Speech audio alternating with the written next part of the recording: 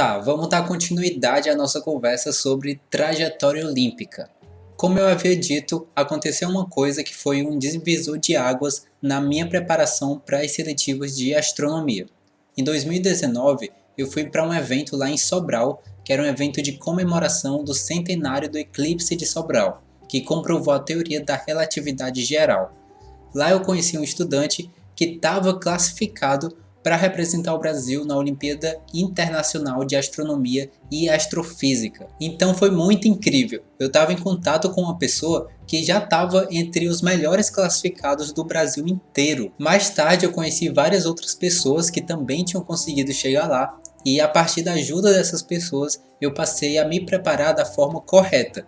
Porque esse tempo todo eu estava me esforçando muito, dando tudo de mim, mas eu estava me preparando apenas da forma que eu achava que seria a correta. Agora não, eu estava também contando com a experiência de pessoas que tinham chegado no pódio do Brasil. Eu descobri que as apostilas IOTA iam ser apenas os primeiros de vários e vários livros que eu ia precisar estudar. Além delas, eu passei a estudar o livro do Bosco, do Carroll, do Kuttner, do Karttunen, do Veliaminov, o livro de exercícios da IOA, da OLAA, o livro da Ryden, além de várias provas estrangeiras e muito mais. Quando chegou nas seletivas online de novo, eu já tinha respondido todas as questões de todos os anos da Olimpíada. Então eu tive um ótimo resultado, eu tirei 7,8 na minha média final e aí passei para a seletiva de Barra do Piraí, que ia acontecer no Rio de Janeiro. Essa viagem foi uma saga, porque eu era aluno de escola pública. Eu precisava conseguir uma verba de cerca de R$ 1.500 para pagar passagem e hospedagem, porque nesse evento das seletivas presenciais lá do Rio de Janeiro, a gente fica hospedado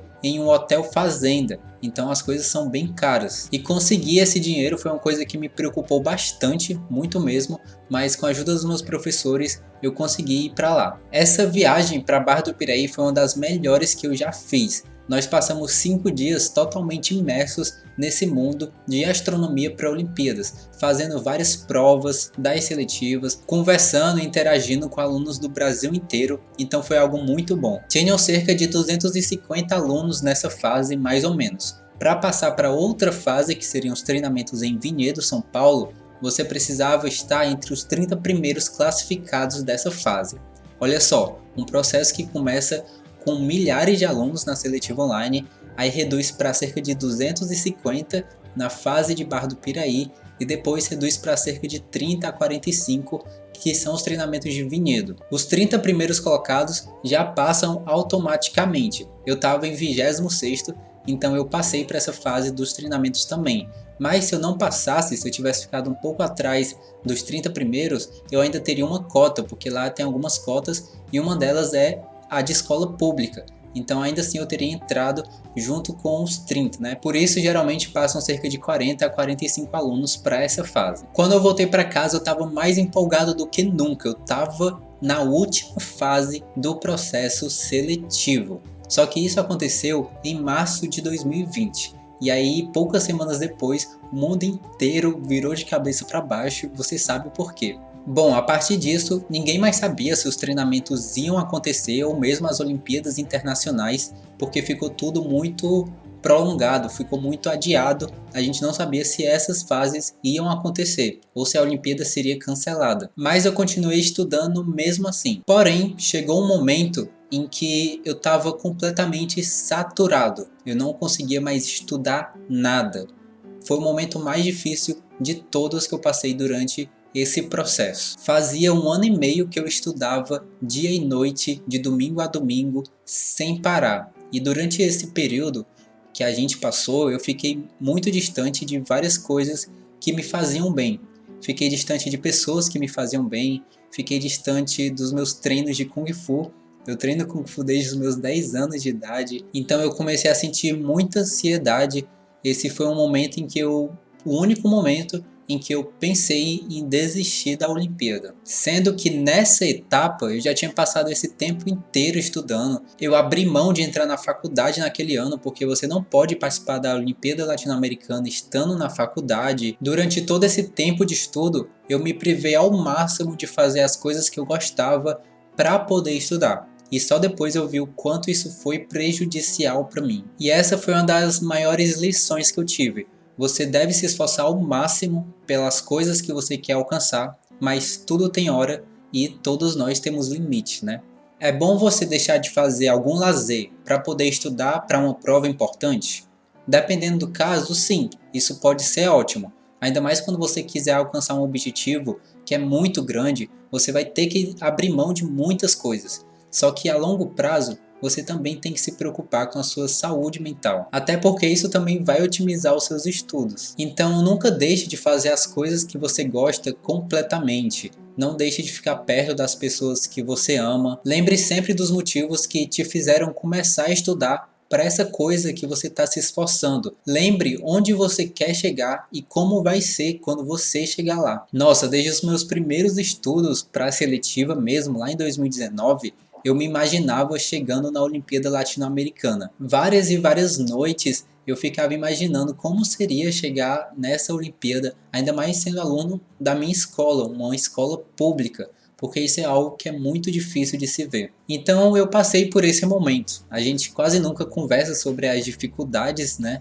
Mas todos nós passamos por algumas. Depois de um mês inteiro dessa forma, o que é muita coisa quando se trata de estudar para as Olimpíadas, eu consegui retomar os estudos graças à ajuda dos meus professores e dos meus amigos. Mesmo distante, nós começamos a nos comunicar mais e isso me ajudou bastante. Bom, essa fase da seletiva é dividida em duas. São os 2 treinamentos de vinhedo. Nossa, eu nunca fiz nenhuma prova tão difícil quanto as dessa fase. Eu passava a semana inteira fazendo uma lista de 10 questões e eu ainda tirava 5 nessa lista. Foi a única fase dessa vez que eu não me sentia preparado. Na colocação final mesmo, eu fiquei mais ou menos em 20º. Não era tão ruim, afinal esse é um processo que começa com milhares de alunos do Brasil inteiro, mas eu também não estava entre os 10 primeiros. Só que aconteceu uma coisa inédita na Olimpíada. Como as Olimpíadas Internacionais iam ser feitas de forma online, foram chamados 25 alunos para participar dessas Olimpíadas. E aí eu fui classificado para participar da Olimpíada Latino-Americana de Astronomia e Astronáutica. Nossa, isso é algo que eu penso até hoje. Como isso aconteceu? Tipo, depois de tanto esforço, quase 2 anos nesse processo, eu não consegui chegar entre os 10 primeiros colocados, mas ainda assim eu consegui ser classificado para a Olimpíada Latino-Americana. A Olimpíada foi maravilhosa, nós fizemos várias provas teóricas, provas de foguetes, provas de céu também, usando os programas. A Olimpíada foi organizada pelo Equador e a minha parte preferida dela foi uma prova grupal que nós fizemos e no meu grupo tinha uma pessoa de cada país e todos eles falavam espanhol. Alguns eu entendia bem, outros não tão bem, mas foi muito divertido, a gente conseguiu fazer uma ótima prova, inclusive fizemos a melhor prova da Olimpíada, a gente ganhou um prêmio por causa disso. A hora de divulgar a premiação das medalhas foi simplesmente incrível. A pessoa que estava divulgando começou pelas medalhas de bronze, aí ela foi falando todos os ganhadores de medalhas de bronze um por um. Quando acabou, meu nome não estava lá, aí eu pensei, nossa, devo ter ganho uma medalha de prata ou então uma medalha de ouro, olha só.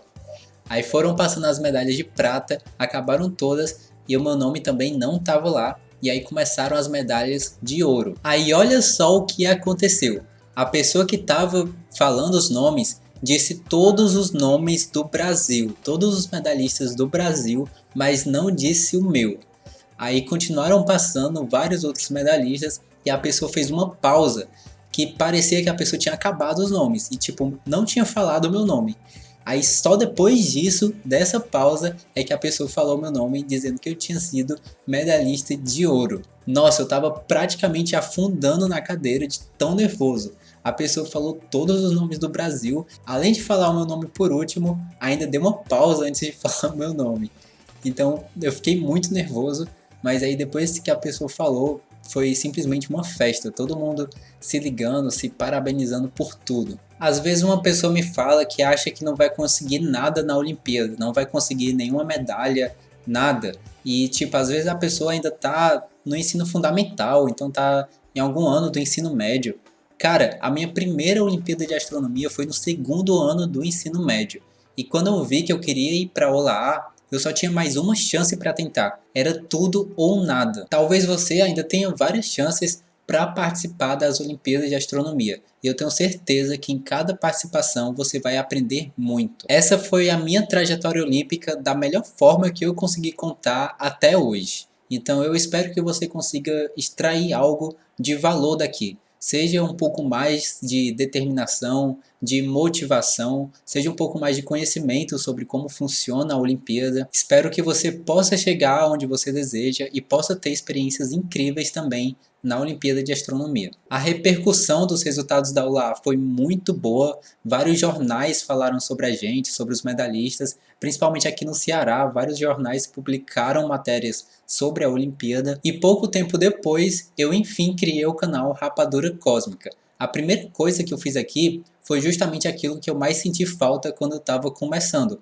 aulas preparatórias para a Olimpíada de Astronomia. E dessas aulas saíram vários medalhistas. Foi algo que me deixou muito feliz mesmo. Tipo, basta você colocar aí num vídeo de dicas para oba e pesquisar por medalha que aparecem várias pessoas dizendo que foram medalhistas estudando pelas aulas aqui do canal.